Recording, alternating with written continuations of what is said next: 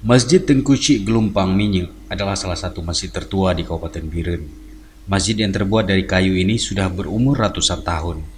Masjid ini terletak di Desa Menasah Masjid, Kecamatan Pedada, Kabupaten Biren.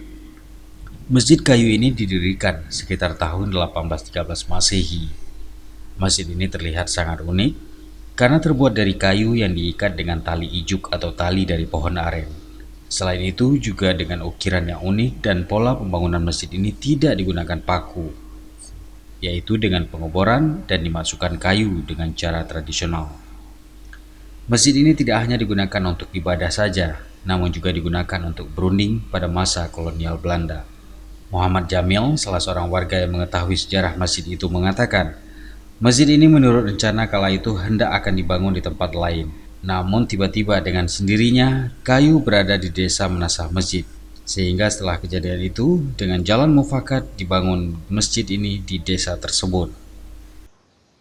Sebenarnya bukan di sini dia bangun di Tunku di Lampu, Masjid Tunku di Lampu. Berhubung karena entah bagaimana kehendak Allah Ta'ala, maka kayu di sana sudah ditumpuk, sudah hilang. Dalam hilang itu ya susul dicari-cari kemana-mana. Tahu-tahu di sana sudah tertumpuk juga. Maka dibangunlah di sana masjid.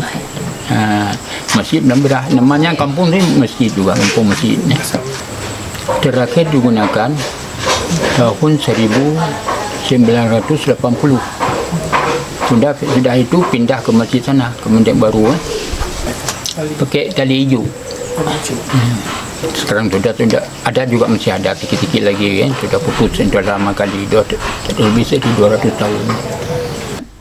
Masjid ini sempat terbengkalai beberapa tahun yang lalu, namun sekarang sudah renovasi pagar, atap, dan lantainya. Masjid ini terakhir digunakan pada tahun 1980 hingga selanjutnya dibangun masjid yang baru. Dari Biren, Tim Liputan Aceh TV melaporkan.